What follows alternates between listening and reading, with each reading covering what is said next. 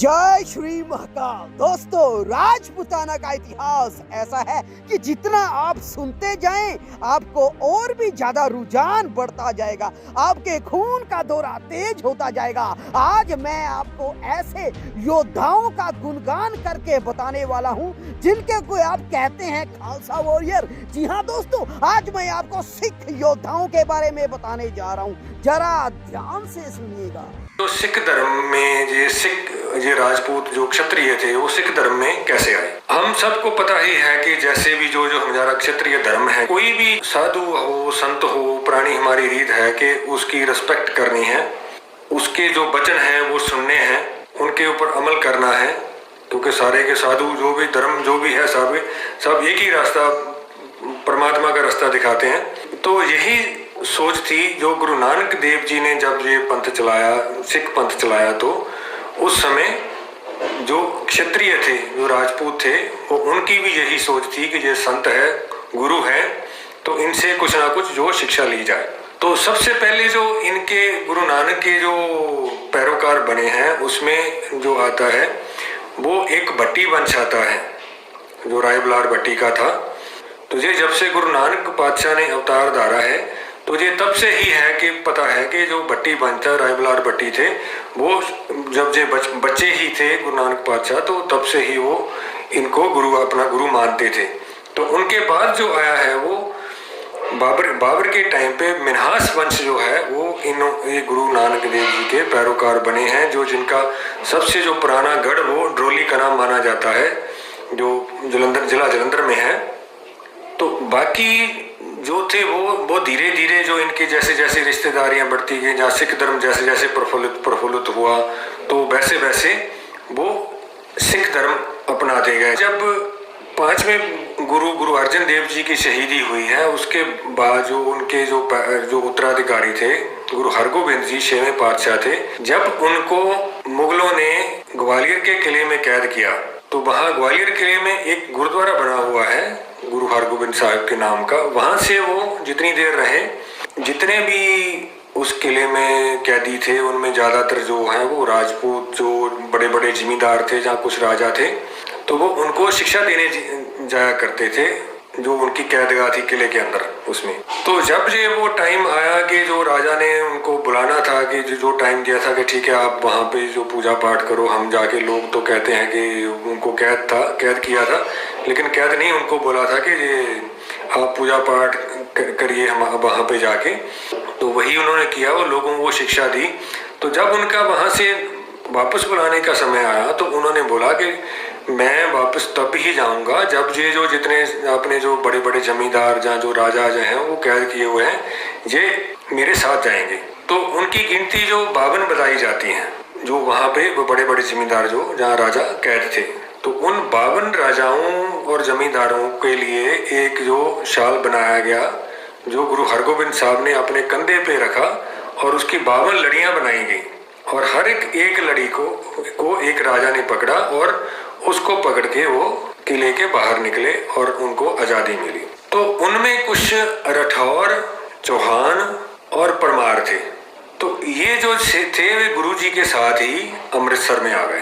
तो ये तो पहले से ही जो युद्ध कला तो जानते थे ये सारे के सारे। तो इन्होंने गुरु जी को बोला कि जो मुसलमान हैं उन्होंने जुल्म की अत की हुई है, आप गुरु हैं, आप सारा पंजाब जो है आपका पैरोकार है, आप जो एक फौज बनाइए जो इस जुल्म का मुकाबला करे।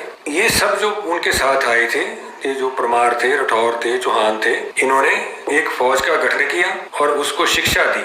और छठे पातशाह जो हरगोबिंद साहब थे, उनके टाइम से ही ये लड़ाइयाँ शुरू हो गई, जो इन्होंने मुगलों के जुल्म के खिलाफ लड़ी। जो पहली लड़ाई थी वो अमृतसर में लड़ी गई। तब से जो पहला जो शहीद माना जाता है वो नानू पवार जी को माना जाता है, जो ये परमार का ही एक वंश है। उसके बाद उन्होंने और भी गुरु हरगोबिंद साहब ने कई लड़ाइयाँ लड़ी। द्वाबा में भी एक गांव पांचटा है, वहाँ पे भी उनकी यादगार बनी हुई है, वहाँ पे भी एक लड़ाई हुई थी, उनका एक गुरुद्वारा शहीदा बना हुआ। उसके बाद समय आ जाता है गुरु गोविंद सिंह जी का। गुरु गोविंद सिंह जी के टाइम पे भी जितने भी मुख्य लड़ाके या मुख्य सेनापति थे वो सारे यही क्षत्रिय राजपूत ही थे, जिसमें बाबा बज्जर सिंह राठौर आते हैं, संगत सिंह मिन्हास आते हैं, बाबा बचित्र सिंह आते हैं, आलम सिंह चौहान आते हैं, शहीद बाबा मनी सिंह का परिवार था, उसमें भी उनके जो 52 लोग शहीद हुए हैं। तो ये सारे के सारा परमारों का वंश था।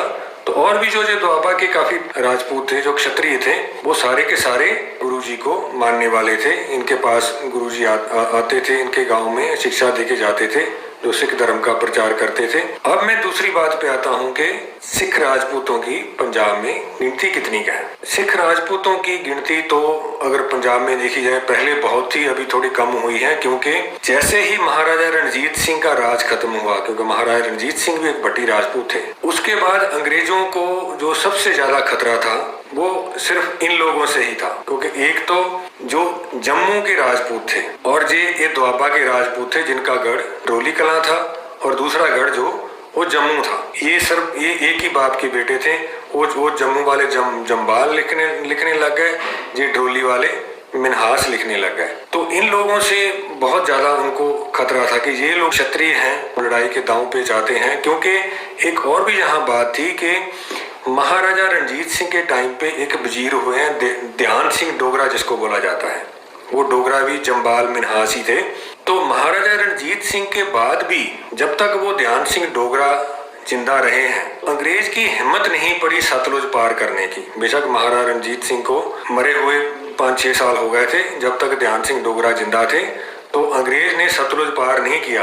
क्योंकि वो एक ही आदमी को से इतना उनको डर था कि इसकी टेक्निक्स और इसकी जो राजनीति है वो इतनी तगड़ी है कि ये अगर हम उधर जाएंगे भी तो जो हमारा दूसरा पंजाब जो जिसपे हमने कब्जा किया हुआ है, जो पटियाला साइड का था, उसको ये दोबारा काबज कर लेंगे। जब तक ध्यान सिंह था उन लोगों ने ये हिम्मत ही नहीं करी सतलुज पार करने की। इसीलिए उन्होंने सोचा कि जो पंजाब को दो हिस्सों में बांट दिया। एक वो जो जम्मू कश्मीर उनको दे दिया, जो ज्यादा पावरफुल थे, कि ठीक है जी आप ये हमसे खरीद लो। तो उन्होंने जो राजा गुलाब सिंह थे, उन्होंने 75 लाख जो नानकशाही सिक्के थे अंग्रेजों को देके उनसे लिखवा लिया, ठीक है जी जम्मू कश्मीर हमारा है और अंग्रेजों का इनके साथ कोई लेना देना नहीं रहेगा, ये एक आजाद देश है। जिसके सबसे पहले राजा गुलाब सिंह बने। महाराजा रणजीत सिंह के टाइम पे भी गुलाब सिंह ही थे। महाराजा रणजीत सिंह ने ही जम्मू उनको सौंपा हुआ था 1824 या 1826 से। अब अंग्रेजों ने क्या किया जी, जो ड्रोली कलां का एक बहुत बड़ा किला था, एक जहां आजकल एक गुरुद्वारा है, वहां पे शहीद बाबा मती जी का वहां एक किला था। तो वहां इन्होंने एक थाना बना दिया। थाने का जो थानेदार लगाया लैना सिंह मजीठिया को। लैना सिंह मजीठिया को बोला कि इनका किला तोड़ो। तो लैना सिंह मजीठिया की इतनी हिम्मत नहीं पड़ी कि वो इनके साथ पंगा ले सके। तो उसने ये नहीं किया, उसने किला नहीं तोड़ा, क्योंकि उसको अपनी जान का डर था कि मुझे पता नहीं ये कब मार देंगे। तो फिर इन्होंने क्या किया, ये जो इनके पास जो फौज रहती थी, कोई 1000, 2000, 1500 घोड़ों की, जहाँ कुछ पैदल की, जो कुछ परमानेंट कुछ टेम्परेरी, उसको पहले इन्होंने खत्म किया अंग्रेजों ने। उसके बाद फिर जो ये किला था ड्रोली कलां का, उसको इन्होंने तोपों से उड़ाया। आज भी जो वहाँ पे गुरुद्वारा है, उसके किला के जो अवशेष हैं आज भी हैं वहाँ पे। वहाँ एक एरिया है जहाँ पे 2 बड़े सुना है कि बुर्ज हुआ करते थे, जो 1920 तक भी थे। बाद में वो जब उसको किसी ने टेक केयर नहीं किया तो वो बुर्ज जो गिर गए, खत्म हो गए। आज भी उस एरिया को बुर्ज कहा जाता है। तो एक बहुत बड़ा ग्राउंड भी था, पता नहीं कितने टाइम से था, जो इस किले के दक्षिण की तरफ। तो उसमें जो फौज का जो मेन ट्रेनिंग कैंप द्वाबा का, वो यहीं पर ही था। अब मैं बात करता हूँ कि पंजाब में सिख राजपूतों की गिनती कितनी है। अगर एग्जैक्टली गिनती देखी जाए तो जब ये जनगणना होती है हर 10 साल के बाद, जो वो राजपूतों की करते हैं, तो उसमें तकरीबन जो इनकी गिनती है वो 35 से 40 लाख की है, जो सनातनी राजपूत और सिख राजपूतों की मिला के। सिख राजपूतों के 67 गांव हैं, तो उसके हिसाब से लगा लो, अगर एक गांव में जो 2,500-3 हज़ार की होगी तो कितनी हो सकती जो सिखों की है, जो द्वाबा में है। तो जो पटियाला की तरफ है वहाँ भी 20-25 गांव हैं, तो वहाँ भी उनके हिसाब से लगा लो। तो टोटल अगर देखा जाए तो पंजाब के अंदर तकरीबन जो सिखों के 100 गांव के करीब हैं, ज़्यादा नहीं है। तो बाकी जो सनातनी राजपूत हैं वो तो बहुत हैं, कम से कम हो सकता है 200-300 गांव उनका हो। तो टोटल जो माना जाता है कि 35 से 40 लाख जो सिख और सनातनी राजपूतों की जनसंख्या पंजाब में है। आगे आने वाली वीडियोस में और भी जोरदार रहस्य आपके लिए लेके आ रहे हैं। एकमात्र उद्देश्य है युवा वर्ग में, आज के वर्ग में चेतना जगाना। अगर खून का दौरा तेज हो गया होगा ना तो वीडियो शेयर कीजिएगा। जय श्री माता।